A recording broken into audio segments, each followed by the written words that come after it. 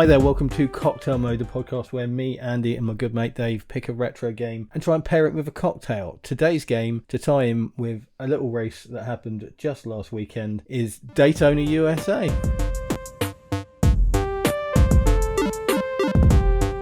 Sorry, Trevor, just for a change, and anybody else who knows anything actual about NASCAR. Yeah. I know nothing. Dave has learned everything he knows about NASCAR in the last 2 weeks. So apologies when I say something stupid, and apologies if Dave says something stupid. Please leave us a comment and correct us, please.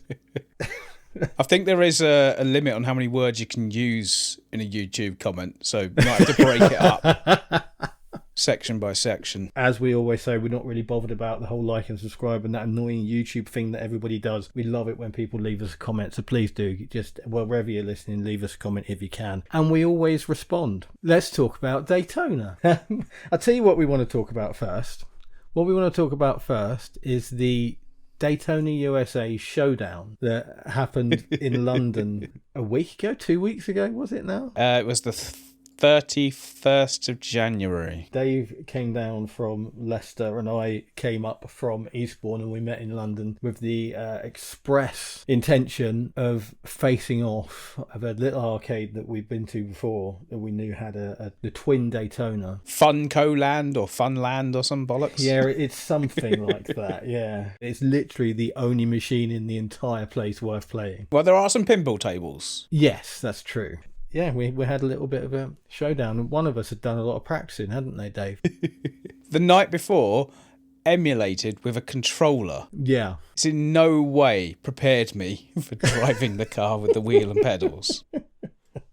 It was, I don't think it was original setup exactly, but it was a widescreen screen, wasn't it? I think it's emulated inside the machine. Yeah. Original hardware, though. The cabinet is original, you can tell. With the 8-shift gearbox and all the views and things. It was very, very cool. Very nice to sit and play Etchwing. With the force feedback steering wheel as well, was excellent. Yeah, they were really nice. Got good resistance to them, didn't they? Yeah, it was in pretty good shape. I guess that's what comes from being in an arcade in fucking bumfuck nowhere in a shopping centre. The Brunswick Centre, that was it. Yes. Is the shopping area it's in. A few minutes from Russell Square station, wasn't it? Yes, it was, yeah. We were really bad at keeping track, but I mean, generally speaking, I reckon Dave won 3/4 of the races. I think it's more like 2/3. All right. I don't think there was much in it. There was a lot of dirt going on. I don't know what you mean, mate. I do not know what you mean. I was making full use of the rubber banding as well. Oh, God, yeah. That's something I hadn't noticed in playing it single player. You get used to sort of a good lap time is anything under 18 seconds. Yeah. So when you're in second, well, I say second between me and you, probably 21st in the actual race. It was a long way. You were putting in lap times of like 16.5 seconds. It's like physically impossible. Yeah. I got shunted and ended up trundling down the fucking pit lane. So they came out in God knows what position and then stuck in a lap of 15 something, 15.9 or something like that. It's absolutely you lose insane. an almost exact lap. I don't have any background to talk about with Daytona because I've been really slack.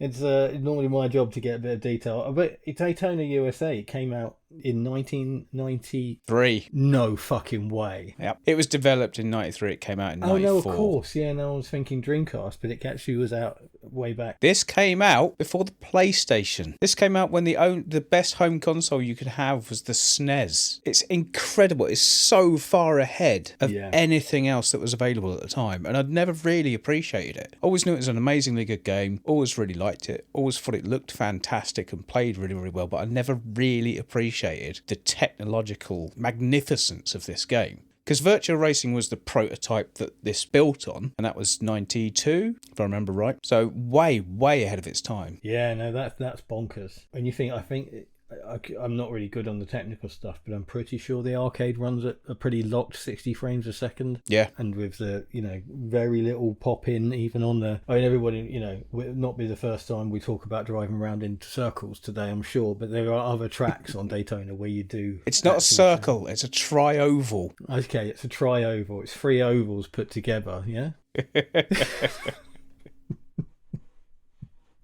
I've learned lots of new words this last couple of weeks.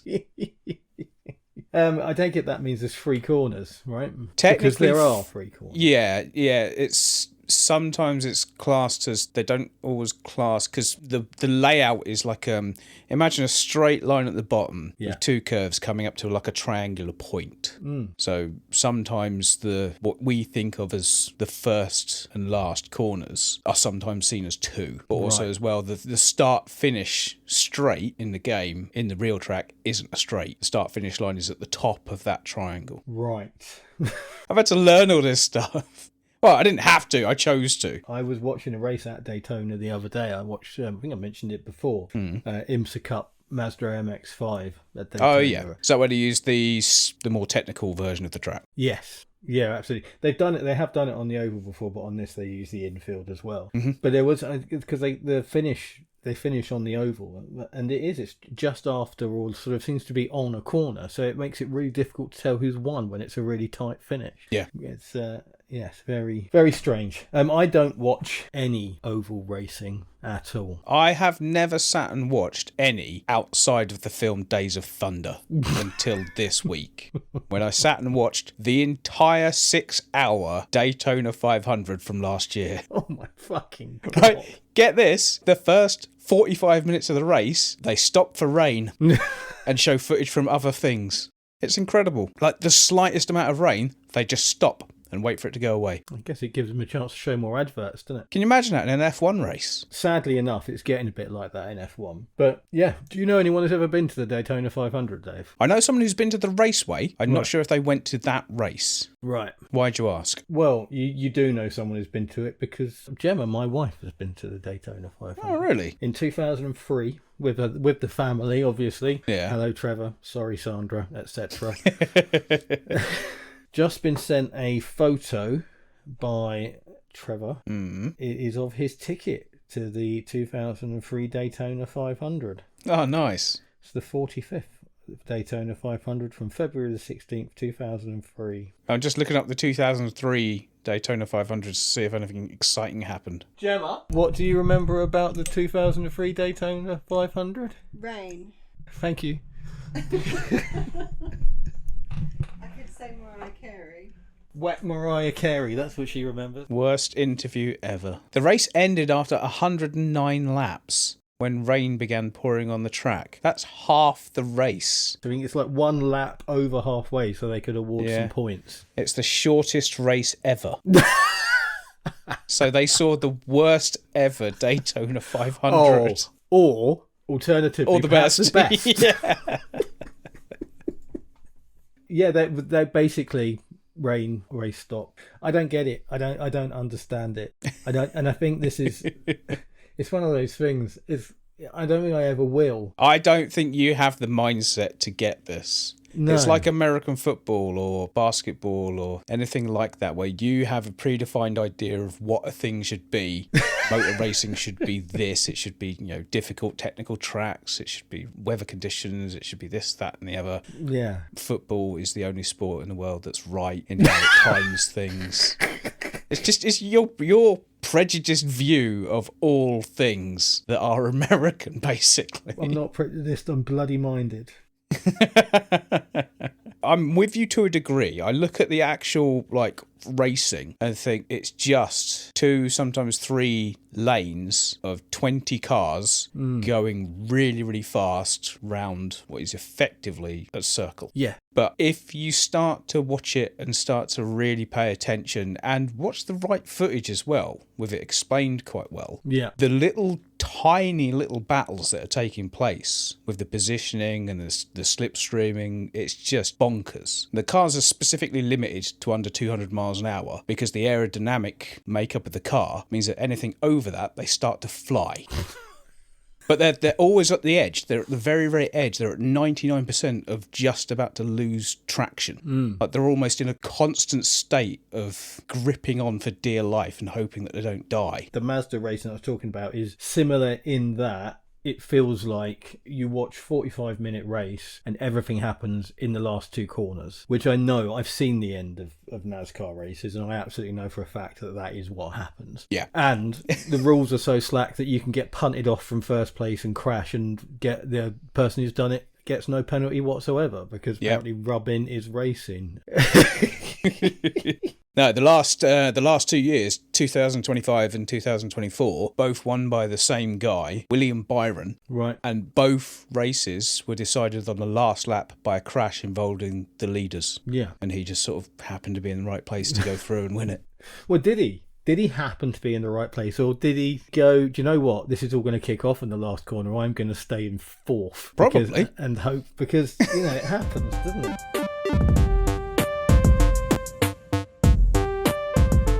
Daytona USA, the game. The cars look like NASCARs. The track looks like Daytona. I mean, other than Sonic, right? Other than the mountains that don't exist in Florida. The rock overpass that doesn't exist at the actual track. The forest that doesn't exist. The fact that the track isn't the right track. It's pretty good. No, it's not. There's no, the tight third corner, the one you actually have to brake for, doesn't exist on the real track. It's symmetrical. It's the same both ends. It's kind of the large sweeping corners on both ends. I found some other NASCAR games on other systems, like some PlayStation 1, PlayStation 2, Xbox 360 one. Didn't go to the route of actually paying for any, so I didn't get the 2025 NASCAR game on Steam that's 50 quid. Jesus Christ. Yeah. I've played one other. I played Daytona. Mm-hmm. I played Daytona on the Dreamcast, which is a different game, and Daytona on the Saturn, which is a different game. They play differently enough, even though they're called the same thing, to really be different games. Both versions on the Saturn. We'll come to all this later and talk about the differences. But outside of Daytona, I've played one other NASCAR game. Is it Daytona 2? Days of Thunder on the Game Boy. Ah, I played Days of Thunder on the Amiga. Oh, didn't know there was. It was awful. Yeah. Much like the film. I don't remember the film being awful. It's not that bad. It's a bit dated, but it's also harks back to a time when films were just better made. It's got the look of a film rather than an HD TV show like most films look like these days. But no, it's good. It's got a good cast. John C. Reilly is in it. It's like his second film ever. Yeah. They're very young. Robert Duvall is really good in it. I love Robert Duvall. Yeah. He's great in that as well. Phoning it in is still great. Yeah. It's the film where Tom Cruise and Nicole Kidman met. Okay. Apparently that's how their relationship and marriage and everything started. Oh, cool. They met on set and the chemistry just was there instantly. One of the things I never really realised when I was reading a thing about it, it's basically Top Gun with cars. Well, yeah. If you take the plot of Top Gun and overlay the plot of Days of Thunder, it's almost exactly the same. Let's do a sequel then, right? Top Gun got one. Do a Days of Thunder sequel. Days of Thunder Maverick. I think everyone's still alive. Surely it would be Days of Thunder Trickle. Which doesn't really have the same ring to it, does it? That was back when Nicole Kidman was still ginger, wasn't it? Yes. Yeah. It was one of the first sort of Hollywood films. Yeah, very early. She did a film called Dead Calm that came out about a year or so before it. That was her breakout film, wasn't it? Yeah. It's a remake of a Polanski film called Knife in the Water. Of course it is, yeah. So I can't remember. Have you seen the new F1 film? Oh, the one with Brad Pitt? No. Yeah. Okay. I was going to ask you which was better, Days of Thunder or that. Oh, I don't know. I know exactly what you're saying when you're saying something that looks like a film and has the feel of a movie about it. Yeah. F1, the movie, doesn't have that. And it'd be interesting to see what you thought of the two. How ridiculous, in terms of the rules of NASCAR, is what happens at various points in Days of Thunder. For the most part, it's actually very good. Yeah. There is one moment in it that would have got Cole Trickle, this is Tom Cruise's character, banned for life. Yeah. Just when he comes out of the pit lane after the race is finished and crashes into the winner out of spite. But no, generally speaking, like the rubbing and the contact and everything is quite well explained. Yeah. And quite realistic to the time. And the racing in general as it still is. In F1, Brad Pitt does about 6 things that would get him banned for life in the first race. Yeah. So yeah, I suspect, bizarrely as it may seem, Days of Thunder might be more realistic. Yeah. Days of Thunder was a real turning point for NASCAR. Yeah. It brought it to a much, much wider audience that had ever seen it before. And it predates Daytona USA, doesn't it? Yes, by a few years. 1990. Because I think that was, you're right, Days of Thunder sort of was big for the sport and brought it to a bigger audience, and then the game came off the back of that and jumped on board. Daytona actually references Days of Thunder. Does it? Yep. Not directly Daytona USA, but in Daytona USA 2, part of the arcade attract mode, there's a sequence where there's a couple of cars crashing and there's smoke on the track and the driver goes through it. It is the almost exact shot-for-shot scene from Days of Thunder, which I only noticed because I'd seen the film and then played the game. I was like, wait a minute, that looks familiar. Well, one thing I've remembered about Days of Thunder, because I haven't seen it for donkey's years, the thing that happens in the big race where he comes out of the pits in front of the safety car, then hits the thing at full speed, never happened. They would stick an extra lap in underneath the safety car until he slowed down. If he was let out in front of the safety car to begin with, it just wouldn't happen. But hey, fuck it, it's a film. It didn't really matter. That's it. The last film I watched with any sort of relationship to NASCAR was that Logan Lucky. Logan Lucky being the heist movie with Channing Tatum, who, you know, out of nowhere reveals himself to be a fucking decent actor a few years back. And it's not really gone away. It's got Adam Driver in it as well, who most people know as Baby Darth Vader. Yeah, which is about robbing the Charlotte Motor Speedway. It's got Daniel Craig in it in the role that I'm convinced is why he ended up being Benoit Blanc, because he does the accent. It's absolutely brilliant, Logan Lucky. It's a really, really great film. Yeah, really great film. And apparently, I had no idea. I watched the whole thing, enjoyed it on its own and as the film, and it's really, really great. And then was talking to Trevor about it. Hi again, Trevor. Pointed out that there's loads of cameos from NASCAR drivers in it. Yeah, you'd have to know them. Yes, ahead of time, wouldn't you? Yeah, they're not gonna jump out to someone who doesn't watch NASCAR at all. That's it. Very little to do with NASCAR, and even less to do with Daytona USA, because it's a completely different track. But really cool film. There's one last thing I meant to mention about Days of Thunder. One thing? Which I have to get out of my head. Okay. Otherwise it will haunt me for the rest of my life. There is a song on the Days of Thunder soundtrack by an artist called Apollo Smile. Right. She was, and up until fairly recently still was, the voice actress of Ooh La La in Space Channel 5. No fucking way. Yep. Amazing. Random as fuck. That is class. It's just so weird. That. For no real reason, I was looking at the list of artists on the soundtrack, because it's got a couple of songs on there that you know by default, but there's quite a few that you don't. Away? No, not quite. But yeah, I saw the name Apollo Smile and I thought, what the fuck's that? Googled it. Sure enough, very quick trip through Google. She was Ooh La La. That's amazing. Right, Daytona USA. Yes. So for me, it's one of these games that, as much as there are now versions that could be considered arcade perfect or better, for a long time it was this holy grail of waiting for a good conversion, waiting for a playable game of it that came out. The Saturn was supposed to be the first machine that was powerful enough to do it justice, and it didn't. It had two goes at it. If you've ever seen, there's Daytona USA and Daytona USA Champion Edition or something like that, and the box art is almost identical, but they're very, very different games. The first one is like a technically restricted version of actual Daytona, and the Championship Edition, or Championship Circuit Edition it's called, is like a completely different game that looks, sounds, plays completely differently, and is okay as a game in its own right.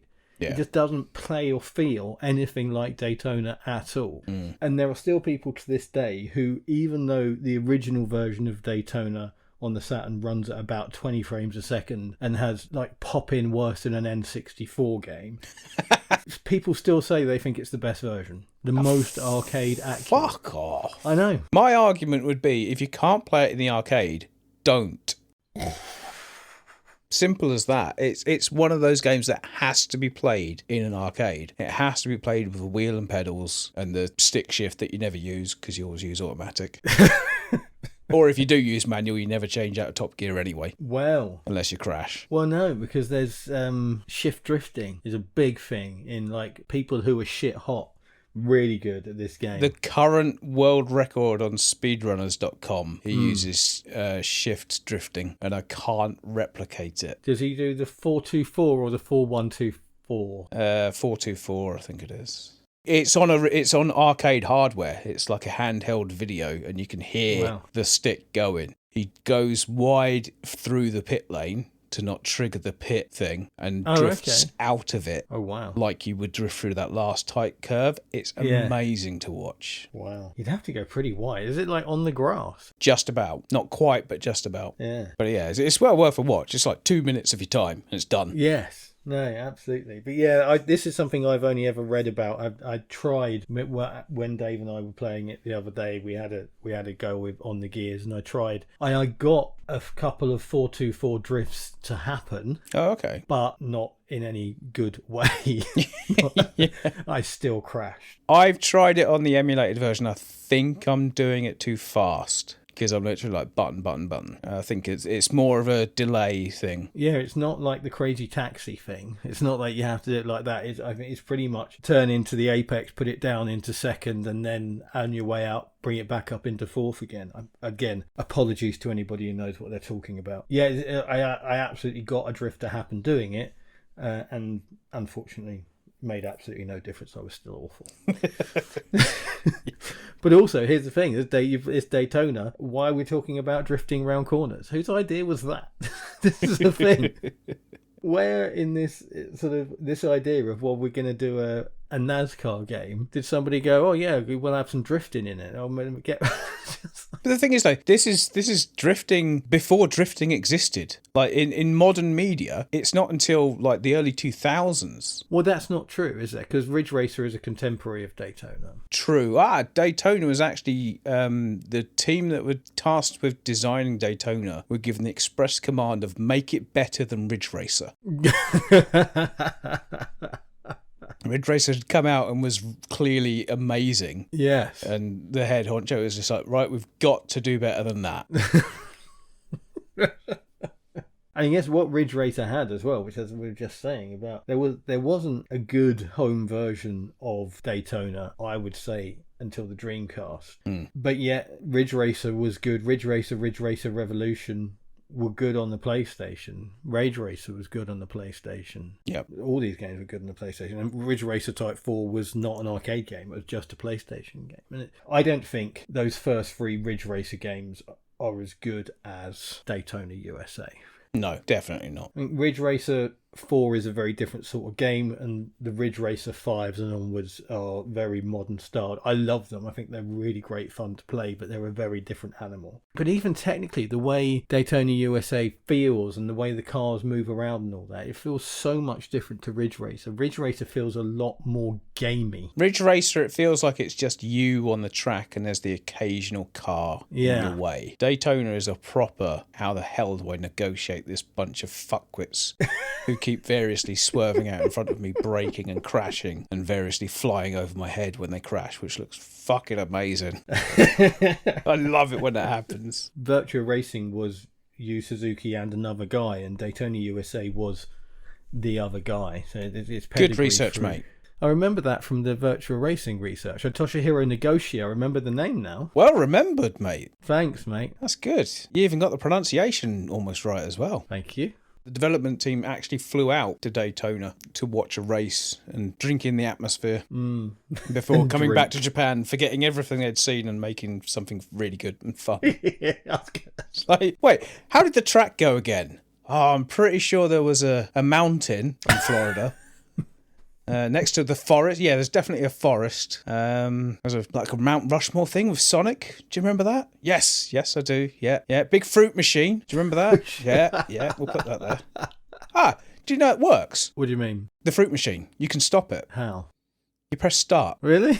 Yep, as you're driving around, press the start button or the credit button or whatever it'd be in the arcade, and it stops each wheel in turn. So the first one, it's going fairly slowly. Second one goes a bit quicker. Third one goes quite quick. And if you manage to stop it on 777, you get like a little jingle sound and you gain some extra seconds. Cool. Which I never knew that. I'd never seen it before. I'd always saw it as I was racing under it and concentrating on what I was doing. But yeah, completely works. It was weird. That is cool. I love that. That's Sega of that time, isn't it? They did cool shit like that. But that's it. I mean, it's no effort to do, is it? That's somebody who's just, the track's been designed and they've all agreed that it doesn't need to be realistic in any way whatsoever. So, fuck it, let's put a fruit machine there. Oh, yeah, it's a great idea. And somebody else sits there and goes, well, we can make it work. All you have to do is press one button to stop the reels. It's going to take like 4 lines of code. So, what versions have you played in your research? I will have to open the list. While you remember, I'll say that I played, as I said, both Saturn versions and the Dreamcast version and the arcade version. That's the only Daytonas I've played. I've not played any of the sequels, only the original. Right. I have played the original arcade version of Daytona in the arcade against you. Mm-hmm. I have played the original arcade version emulated brilliantly. And then within that emulation, there are 6 versions. So there's the base game. There's the base game with Saturn adverts plastered around the track. Right. There's a version called Daytona USA Turbo. Guess what that does? Basically, you hold the start button to gain a boost of speed. It's pretty good. It's good fun. There's also Daytona USA GTX 2004, Daytona USA to the Max, and Daytona USA Special Edition. Out of all of them, the one to look at is to the Max, with 2 X's, no less. Wow. Yeah, it's great fun. It's got 6 views instead of the normal 4. Right. It's got the turbo button from the turbo version. It's a ROM hack that someone's put together and made like an evolution of the original version. It's great fun. It's awesome. I've never bothered to look up this sort of thing before. No. Like hacked versions of old arcade games and things that do weird and wonderful things. Because I was always put off with Street Fighter 2. I remember I was in the fair about a year after Street Fighter 2 came out. I was in the arcades and there was a version of Street Fighter 2 being played that had like 6 fireballs at once on the screen. Yeah. And Ken was in midair doing a dragon punch into a hurricane kick, and I was just like, what the fuck is going on with that? I don't want anything to do with it. But this version of Daytona is very, very good. Good fun. So yeah, after all those arcade versions, there's the Dreamcast version, which I played, PS3 version, which I played, Xbox 360 version, Daytona 2 in the arcade, which I played emulated rather than actually in the arcade. I couldn't find a working emulated version of Daytona 3, which I really wanted to, because that looks great. Does it? Yeah, I've seen some video of that, and that looks amazing. Huh. I know nothing about Daytona 3. It only came out in 2017. Really? Yeah, I basically did the first one, did the second one 5-6 years later, I think it was, and then waited 20 years.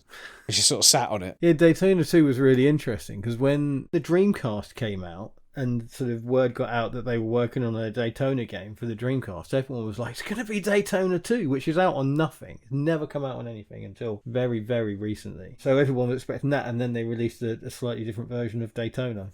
Daytona 2 is all sort of set in like fairgrounds and shit, I know. It's weird. It's like a modern Mario Kart track. One of the tracks you start under a pirate ship. Yes. Above your head. And there's bits where there's like a haunted house and a giant skeleton and stuff. It's like a massive theme park. But it's great fun. It's really good. The handling's evolved a bit from the first one. So it's not as... I hasten to say it's not as realistic, but it's a bit better. It's a really weird thing to describe. It's like trying to describe the difference between Need for Speed Underground and Need for Speed Most Wanted. It's different. It's not necessarily... better or worse, it's just different. Yeah, Daytona 2 was one of these games that never came out of the arcade, bizarrely. I mean, when I think about games that remained arcade exclusives, which is something I do have some knowledge about, they're never well-known games. Some of them are brilliant games, but they're very rarely well-known games, and yet Daytona 2 wasn't available on a home console until 3 years ago. Wow. And that's only because it was in one of the Yakuza games.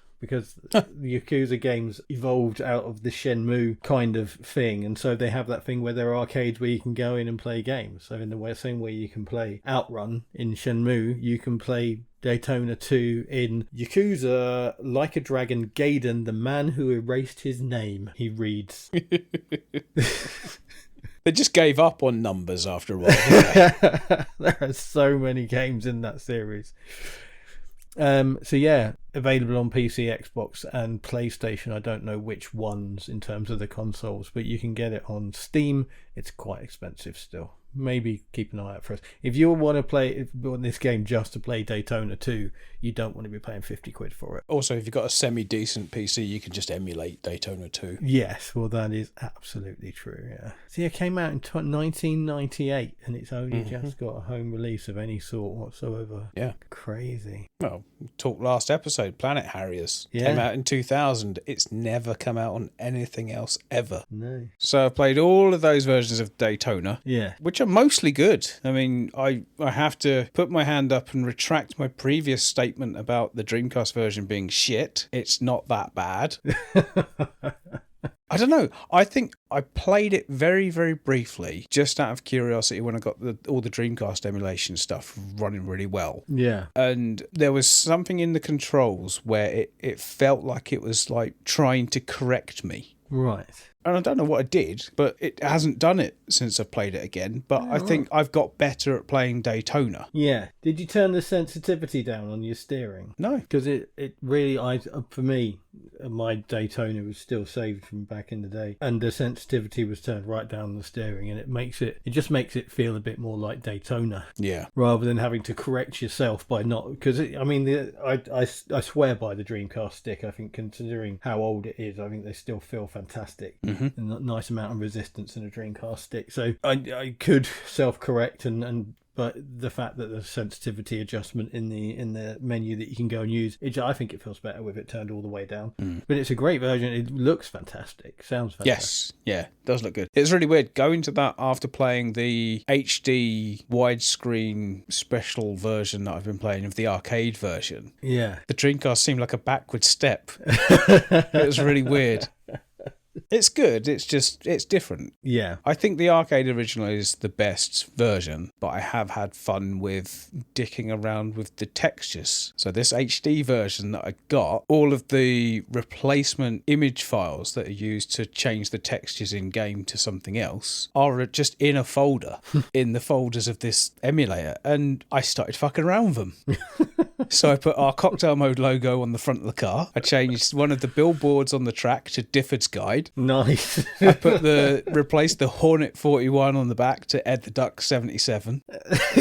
I thought, this is great fun. I'm going to make this completely new version of the game and just like chuck it out to people. Daytona USA Cocktail Mode Edition. Love it. That's it, yeah.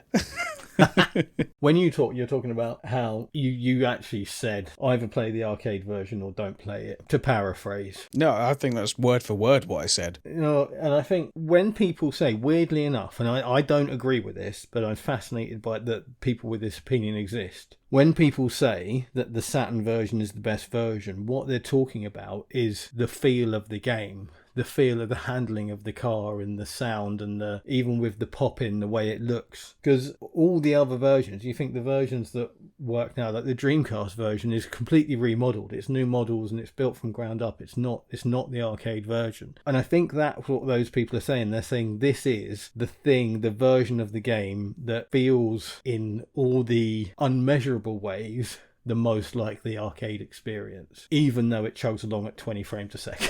Yeah. And I think, I've got time for that. I don't think I could ever agree with it, having played the Saturn version. It is really ropey. The Saturn version is like the only one I didn't play. Nah. The Saturn emulator I've got is rubbish. Right. So I didn't really bother, to be honest. I think there's this really interesting dichotomy of views out there about the Saturn versions of the game. Because there is... The original port is either an absolute shit show that should never have been released, unfinished, blah, blah, blah, etc., etc., etc. And then Championship Circuit Edition comes along and is technically a better game, as in technically it's got better draw distance and it runs at a faster frame rate. But it's nothing like Daytona. It's really, really... All you have to do is look at a screenshot of it and you go, that's not Daytona USA. Yeah. # not my Daytona. You say that though, but it has got a very specific specific look. Oh, it absolutely does, yeah. I mean, it doesn't do much different to other arcade racing games or other home console racing games. It just did it a few years before, and it's got a distinctive look because of it. Yeah, but it's not just the look. I say there's distinctive. The handling has a certain feel to it. There's a certain weight, I think, to the handling in Daytona that isn't replicated in any port of it. Yeah. I'd say even the Dreamcast version doesn't get the handling quite right, even though it gets so much else right and is very playable and enjoyable and in its own right. But it's not that kind of loading up MAME or not loading up MAME, loading up an M2 emulator because it doesn't work on MAME and playing Daytona. It does, just not very well. Yeah, and playing the arcade version, there is no port of the game that is that. No. Well, there's close. The PS3 and the Xbox 360 versions are very good. Yeah, no longer available legitimately. There is a point in a console's history, and it is very specifically a console. It does apply a little bit to PC games, but mostly in consoles, where it stops being piracy and starts being preservation. And I think the PS3 and the Xbox are past that line now. And I think there are games, so many games, so many, literally hundreds of games that came out on the PSN or the Xbox Live Arcade, not available anymore, officially. They don't exist. You can't download them, you can't buy them because of licensing issues, 99 times out of 100. And so the fact that you can go somewhere and get them technically illegally, whoever is making those available, for me, that's game preservation. Companies should be doing that. It shouldn't be down to people having to break the law to do it. Yeah. It should be come to an agreement when you sign the contract. We're hoping to get Mr. Steve Cotton, the CEO of Antstream Arcade, on for an interview, chat, whatever the format turns out to be, coming soon. And he'll have a thing. There will be times when he only has a license to have a game on Antstream Arcade for a certain amount of time, then he has to turn it off and it's not available anymore. Licensing is the thing that is making games harder to find, and the only way around it is to break the law. Yeah. Which is sad, really. The thing is that a lot of the companies that made a game originally don't exist anymore. And rights to things pass on to the strangest of groups. Yes. I can't remember what game it was. There was something that was stuck in copyright hell because it was owned by an investment firm run by a church in the States. Chips Challenge. Was that it? Yeah. He got it back though, didn't he? Yes, he did, but in a way that means he never makes any money out of it because basically all the royalties go back to them minus a little bit, which is basically what it costs him to do his side of things, which is really sad. But yeah, I mean, this is the problem. And I imagine this is part of the reason why Daytona in certain forms is still so hard to get hold of to this day. From my extended research on this, which was to play other NASCAR games, contemporary and otherwise, to Daytona, the speedway, the track, does not appear in any other NASCAR game for about 10 years. Yeah. So I do wonder if they had the rights to the Daytona name and track. Yeah, it could be. Could very well have been, because it's just not there. Because I thought, oh yeah, it'd be nice to record a lap on Daytona and all these various different NASCAR games. Nope, it's not there. That's mental, isn't it? Yeah. Now that we're 2 and a bit hours into the record, do you actually want to say what the game is? As is tradition. We promised that we would do this earlier on, didn't we? Daytona, it's a racing game. You go around in circles, turn left. A lot. There's actually 3 tracks in the original. Yes. And the second 2 feature corners in both directions. A thrilling innovation in sports car racing. They're actually really good technical tracks, the other 2. Yes. No, they are. I think that I really like the first sort of main right-hander on the second track. It's got a really interesting line. Oh, it's a tiny amount of turn into it, isn't it? Yeah. Yeah, no, really I love that. That's really good. But I think it is, when you think about that heritage of virtual racing and having 3 tracks of increasing complexity, I think it works in the same way. Did we ever go on all of them when we played it the other day? We didn't do the third one. We definitely We did the intermediate or advanced or whatever it's called. Yeah. Yeah, we didn't do the end one, which I was happy about because it's fucking horrible. Actually have to use the brake on these tracks. For fuck's sake. Yeah. There's a great thing in Daytona 2 where there's 3 tracks. So the first track is a speedway circuit. The second track is like the area outside of that circuit. Then the third track is like a city through a city streets sort of thing. Oh, yeah. And then there's a fourth option, which is all three together. Oh, cool. So you race through one track, then into the next, and you end on the speedway. It's That's massive. cool. It takes a good amount of time to do it. It's really good fun. That. I like that a lot. Yeah, but it's because of that, it's a point-to-point thing rather than laps. Yes, that is cool. I like that idea a lot. Daytona 2 is well worth a play. Arcade racing games that rival Daytona. None. Virtua Racing? No, not as good. Not as polished. Not as fun. Outrun 2. No. I think Ridge Racer probably is the closest that I can think of anyway. I mean, there's a couple out there. You don't like Ridge Racer? No, I don't. You don't like any of the Ridge Racers? The first time I ever played Ridge Racer, the original Ridge Racer in the arcade, I was amazed by it. Genuinely thought, this is incredible. This is really good. I mean, the fact that it was 3D would have been amazing at that point in time. 3D in a polygon sense, not in a stereoscopic sense. But yeah, it was, you got to put yourself back in that thing. Like you say, Daytona coming out in 93, just seeing that running as it was just was incredible. But yeah, I think certainly as a multiplayer game, there are very few games to rival Daytona. I think personally, Virtua Racing is a better single player game. Okay. And I think, I mean, the thing with Outrun 2 is it's so much newer. Yeah. I don't think you can really compare them. I think it's just come out in like 2006. Yeah, it is, a decade or more afterwards. So hard to compare. And again, very, very different game, really. Sega Rally, good game. It is a good game. It's a world apart in terms of what you're doing, the style of racing. Oh, 100%, yeah. Although you're still drifting around all the corners, aren't you? Wait. As I say, that sort of multiplayer arcade racing game, I think Daytona is probably... I couldn't think of anything I'd rather play in multiplayer. I can't think of anything off the top of my head that's even close. Yeah. No, I think I'm with you on that. I think the only other game that I see that excites me as much to play in multiplayer in arcades is Outrun 2. And it's so much later that it just feels like a different world, let alone anything else. Daytona was the first ever arcade machine to have 8 linked cabinets. Was it? Yep. I'd imagine it had that for quite a while as well. That's a hell of an investment. Yeah, no, so I don't think I've ever seen that, let alone experienced it. I've certainly obviously seen 4. I've seen 4, yeah. And there's 3 in an arcade in Brighton. I'm 90% sure that it's 2 linked and 1 on its own, not 3 linked. So maybe they only link in pairs, I don't know. This is one of the things that I've learned about through having to get this emulator working. You go into the setup menu. There's options in there that I never knew about. So you can change it from Japanese to English, right, which is interesting. Doesn't change anything other than the language of what it's presented in. But one of the settings I found was race mode. So there's your standard 8-lap race, which is what we know and love and is the only thing we've ever played. There's Grand Prix mode, which on the beginner Daytona circuit is I think 20 laps, and then less and less again on the other 2. So normally it's 8 laps on the beginner, 4 on the intermediate and 2 on the advanced one. I think it goes to 20, 10 and 4. And then there's an endurance event which is 80, 40, 20. I did the 80 laps of the beginner circuit. It took about half an hour. Did you win? No. Because it was early on in my play of it, and I wasn't very good at the time. I think I come 3rd, if I remember right, or 2nd.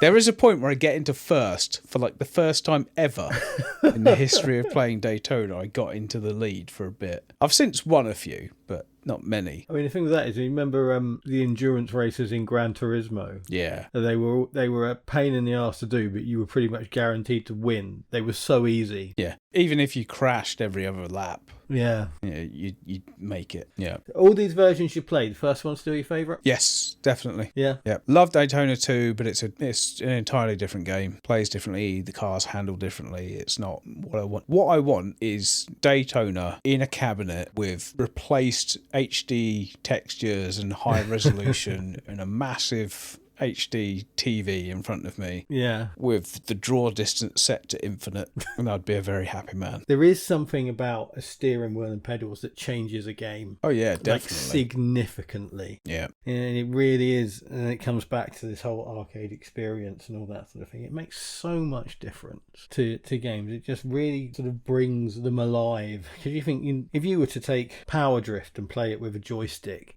you can, and it's fun because it's a good game. And all these games are good games, and you can play Daytona with a controller, and it works, and it's fun because it's a good game. But it just takes that Space Harrier thing again. It takes it to a complete another level when you get a really, the full-on experience. So the cabinets we played on in London were clearly sort of looked after, or perhaps brand new, who knows. But the feedback on the steering wheels worked great. They had a good weight to them. Seats weren't covered in chewing gum and nastiness. The gearbox still worked on the one race we actually used it on. Well, fourth did. I don't know about the other gears. And it just really comes alive. And there's obviously the great thing about all arcade games is the volume's always turned right up on all of them. And it just really adds to the whole experience. You get to hear that one song over and over and over again. Wrong song. That's not the music that plays on the beginner track. The Daytona song, Let's Go Away, plays over the intermediate track. Really? Trust me, I know. I have listened to the same track on Daytona for 80 laps in one session. It's a lot of times to hear one song. You can turn that off. No, you can't. You must be able to. No, you can't. You can, but I don't want to. It's the only reason that I started playing the middle track, is to hear a different song.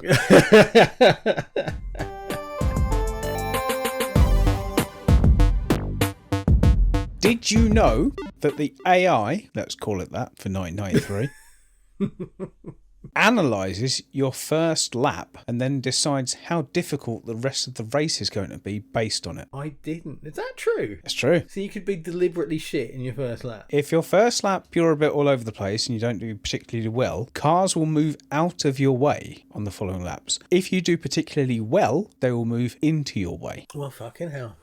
I never knew that. And it makes sense. I think I've actually seen it happen as well. Because I've been racing a couple of times before, and people have pulled out in front of me for seemingly no reason. They're not going round anybody. There's nobody there. I just thought, you're just being a prick for no reason.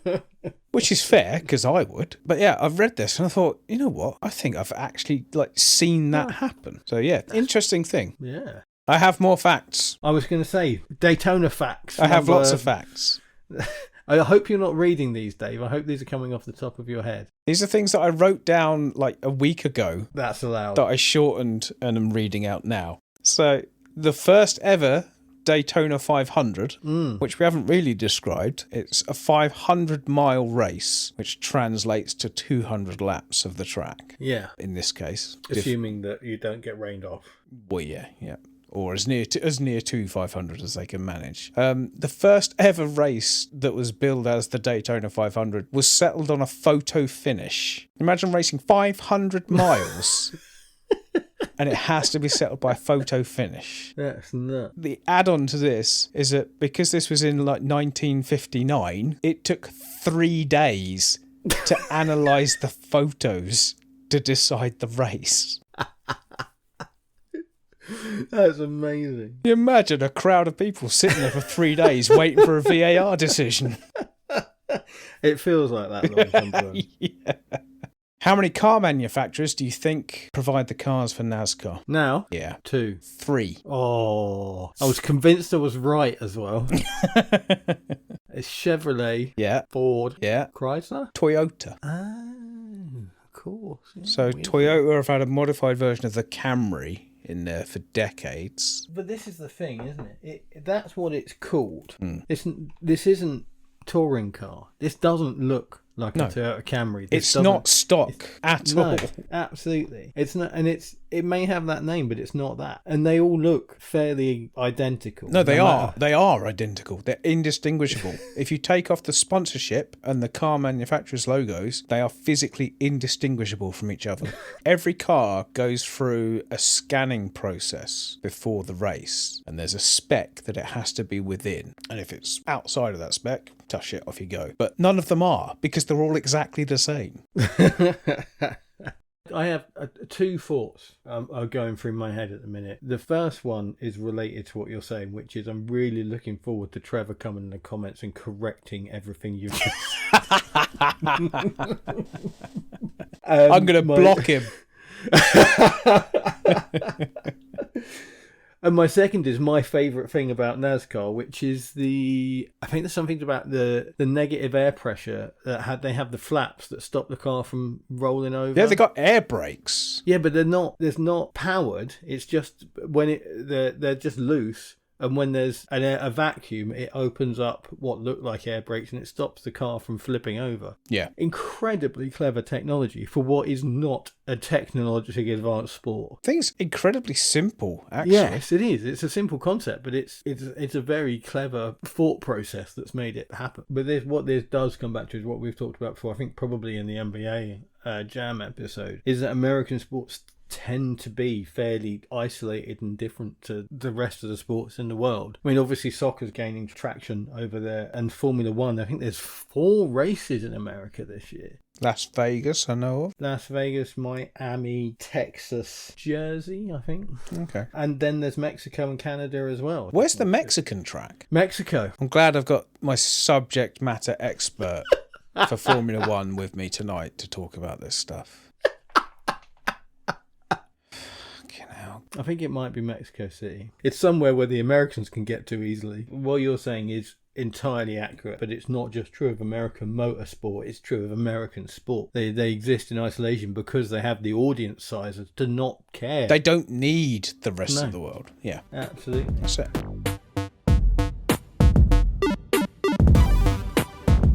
Any other fun facts about Daytona? If you go to the Wikipedia page for NASCAR rules, very clearly spells out every rule, because Wikipedia is edited almost entirely by Americans, so it's Sounds like a fun read. It's quite comprehensive, shall we say. I would arguably say that they have more rules about sponsorship than most other sports have about safety.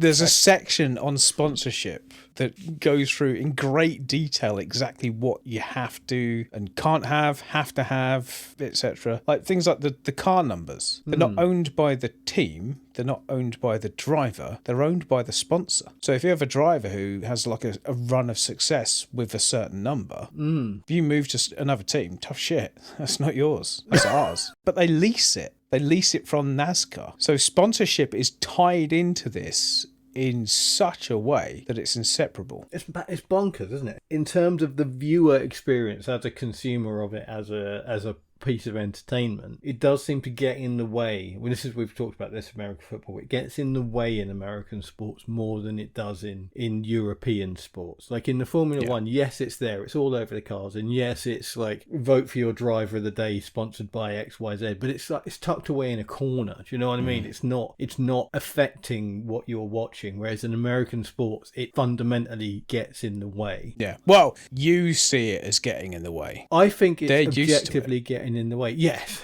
but being used to it doesn't mean it's not true. No. I was watching a race the other day. I think it was last year's Daytona 500 or a previous race, and it was called the What's for Dinner? It's Beef 500.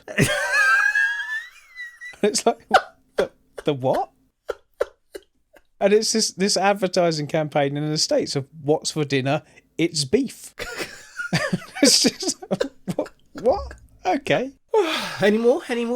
I'm loving Dave's Daytona facts. We're not making that a thing. So the cars in Daytona, USA, The game. yeah, would have been based on the 4th generation of NASCAR cars. So they have a spec that sort of gets updated and evolves every, I don't know, sort of 10 or so years. Right. They're currently on generation 7. Oh, are they?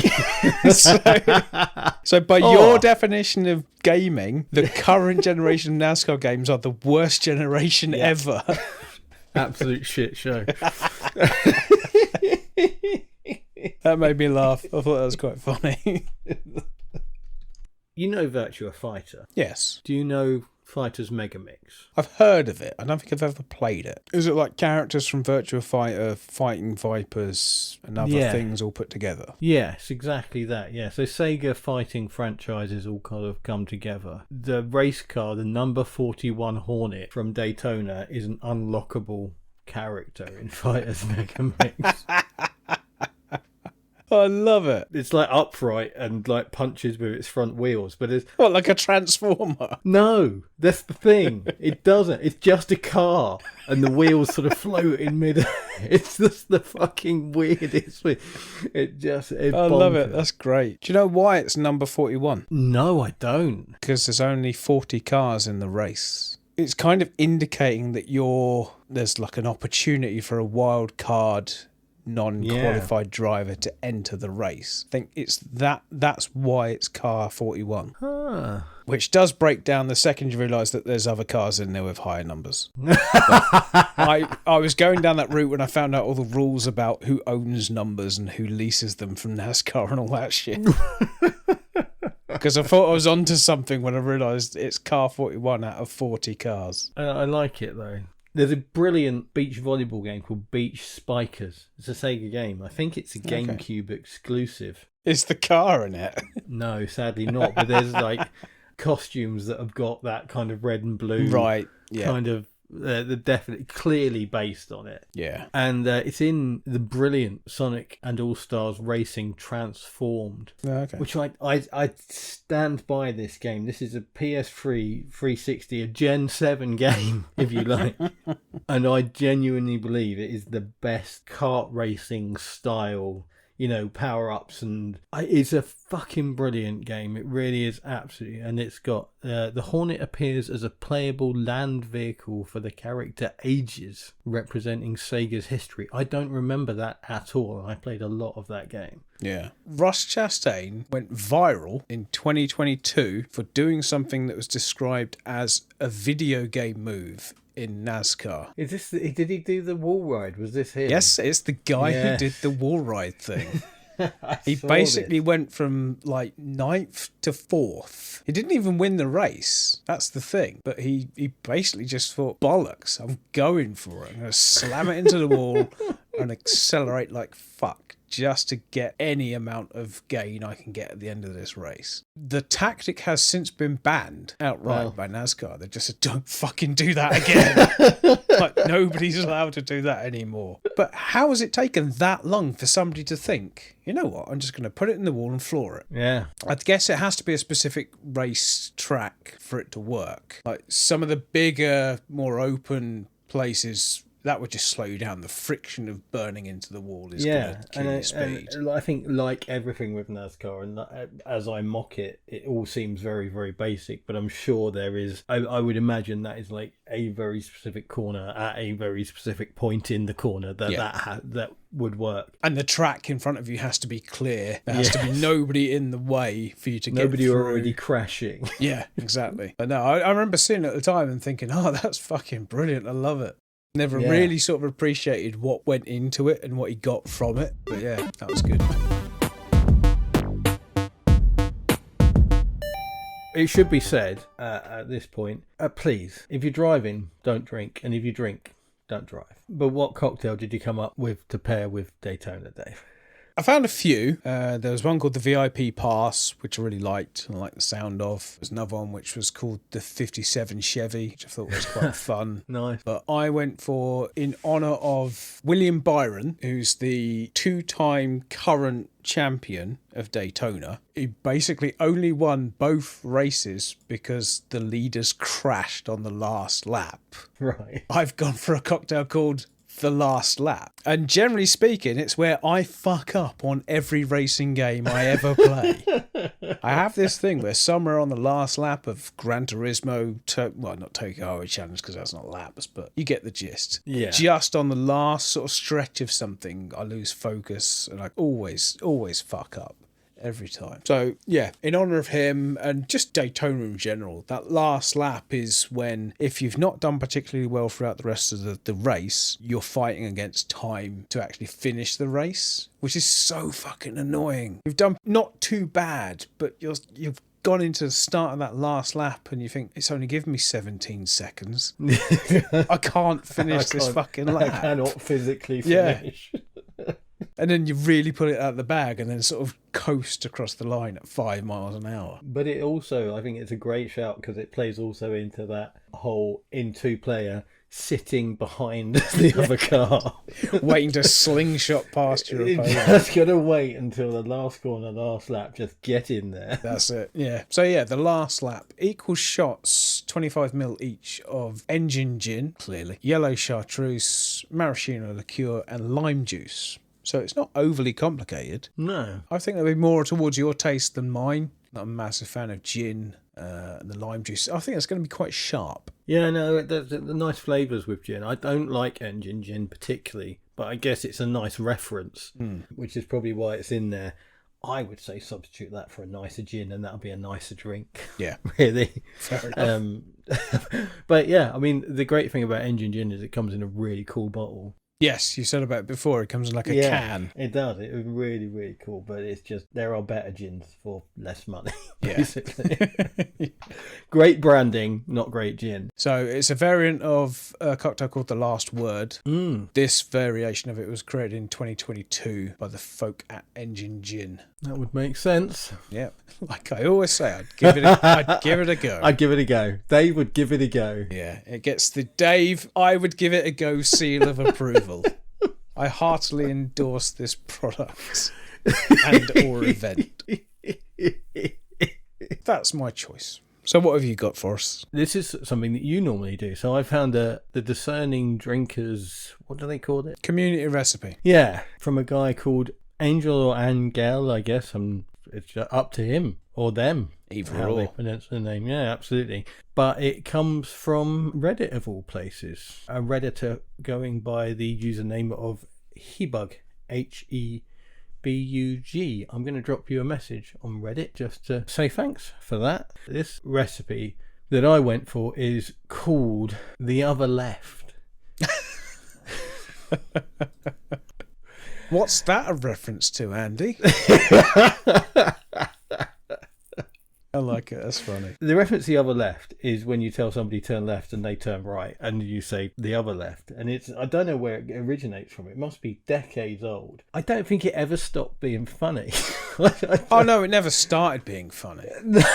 I love it. I love it. I genuinely, it's one of the things that it's a gag that should be in everybody's lexicon of instant gags. This has been on Diffords for about a year. It's quite a simple drink. It is bourbon. Couple of shots of bourbon, a shot of Campari, about half shot, 15ml, a tablespoon of, this is Copano Antica Formula Vermouth, which is a very particular kind of vermouth, which I obviously don't have because it is a very particular kind of vermouth and it's a bit special. I just use vermouth, sweet vermouth, because it is a type of sweet vermouth. And 7.5ml, that is half a tablespoon of coffee liqueur. So it's quite a bitter cocktail. It's because it's Campari is very bitter and coffee is obviously very bitter, but it's like layers of bitterness. I was really sort of won over by this. I picked it because of the name, as we always do, and it was something that I could make. I wasn't expecting good things, but I was actually really won over by it. I mean, it was a bit of a winner. I mean, it's the other left, right? Right, left, right. if you played any track other than that beginner one, you do get to turn right. I should just say that it's a stirrer. You stir it over a good chunk of decent ice, and then it goes into a coupe glass or a martini glass. In the Space Harrier episode, you may remember that I chose a cocktail from a bar in Alaska. The Narrows Bar. The Narrows Bar, who I messaged. Oh, did you get a response? I've had a couple of responses. I messaged them originally, and they were just chuffed that we picked it out. And then when the episode went out, I messaged with a link and a timestamp, so they didn't have to listen to us banging on about games they didn't care about. And they were chuffed, and they give me a proper recipe. So I basically put too much lavender and orgeat syrup in, because I didn't even remember in there I was saying it was too sweet, and it's because I made it too sweet. So I need to make it again. I haven't got any more Pims. I literally used the dregs of the bottle of Pims we had to make it. But yeah, it's basically their breakdown of how to make it is 2 ounces of Pims, half an ounce of lavender simple syrup, half an ounce of orgeat, 0.75 an ounce of lemon juice, and an egg white. Shake it in a coupe and a mint leaf as garnish. So I had a decent shout, which they say looks like I was slightly off. I reckon that would be nicer than the version I made, because it was just a bit sweet for me. So chuffed that they got back to us. Really cool of them to do that. So yeah, good, big shout out to the Narrows Bar in Juneau, Alaska. We'll have to go there one day. That'd be amazing. Bit of a round trip. What are we doing next time, Dave? Pilot wings. Hey! No idea where that conversation is going to go. I mean, we could talk about all sorts of stuff.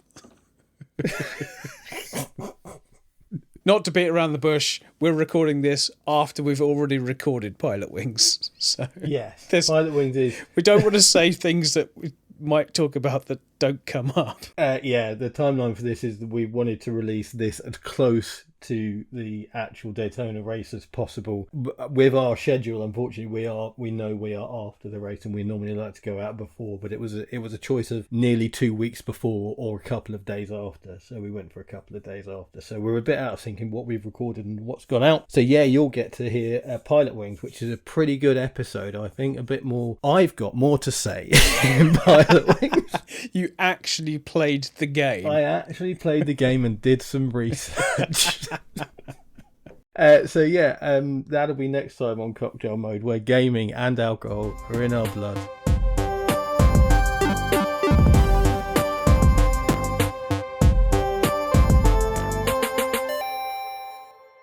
One little thing, just want to add, out of nowhere, apropos of nothing, if you exist in the world, watch the TV show Small Profits. It's brilliant.